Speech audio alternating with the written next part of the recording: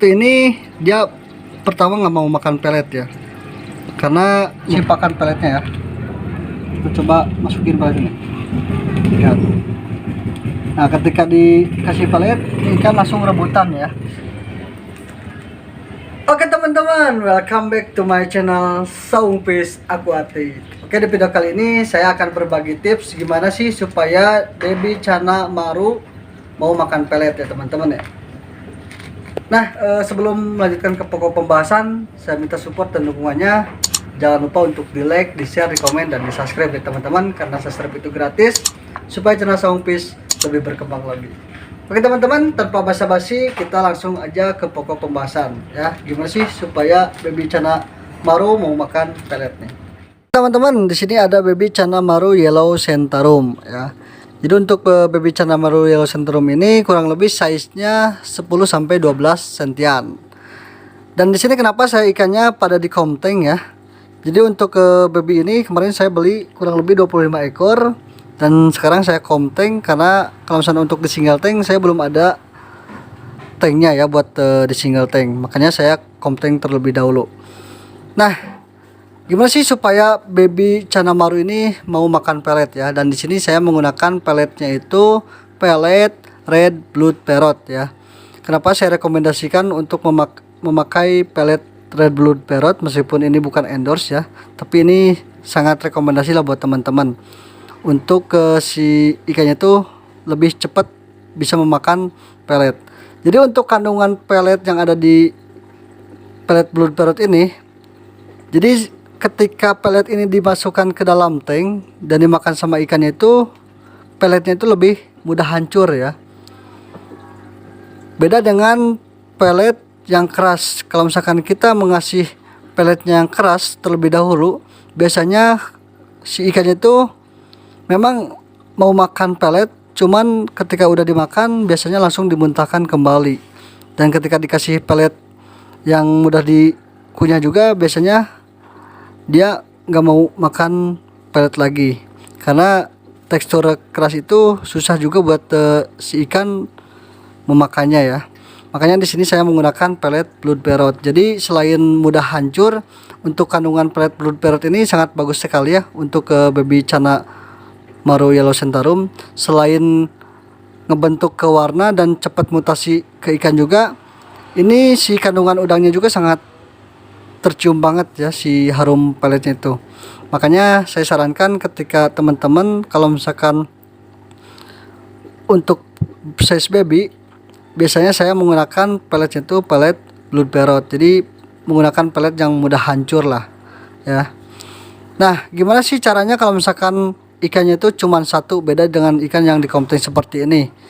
Memang kalau misalkan untuk ikan di komteng seperti ini, ketika dikasih makan seperti ini tuh dia langsung rebutan ya. Makanya dia cepat. Yang tadinya ikannya itu nggak mau makan pelet, karena si temennya makan, apalagi kondisinya lapar, biasanya langsung ikutan makan. Apalagi kalau misalkan peletnya balik tadi, kalau misalkan peletnya mudah hancur, ketika pas dimakan dia pasti baik lagi untuk memakan peletnya. Nah, terus gimana sih caranya kalau misalkan ikannya cuman satu, cuman di single tank ya? Ini. Untuk ikan yang satu ini, dia pertama nggak mau makan pelet ya, karena mungkin masih pertama mode stres juga. Terus yang kedua,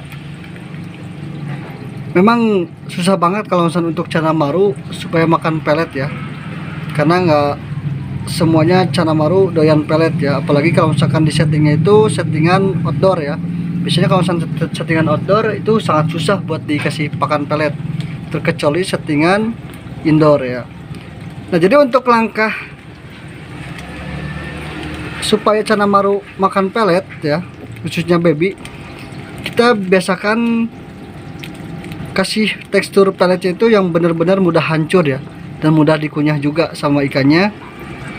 Jangan kasih pelet yang benar-benar susah buat dikunyah sama ikannya, karena kalau misalkan peletnya susah dikunyah, biasanya sama ikannya itu langsung dikeluarin lagi. Ketika udah dimakan pasti dia ngeluarin lagi posisi peletnya. Nah, terus kalau misalkan benar-benar si ikannya dikasih pelet gak mau sama sekali, kita coba puasakan si ikannya selama 2 hari, dan supaya si ikannya itu benar-benar lapar ya. Nah, biasanya itu langkah yang paling efektif untuk ikan mau makan pelet ya, karena dia posisinya lapar, jadi apa saja yang dia rasakan enak pasti dia makan ya. Dan biasanya kalau misalkan yang lebih efektif itu si peletnya itu lebih mengandung udangnya itu lebih banyak ya. Jadi biasanya kalau misalkan ikan yang gak doyan pelet biasanya suka ngendus dulu si peletnya. Nah, kalau misalkan dia benar-benar tertarik biasanya dia langsung makan ya. Jadi untuk pemberian pakan pelet pada cana itu memang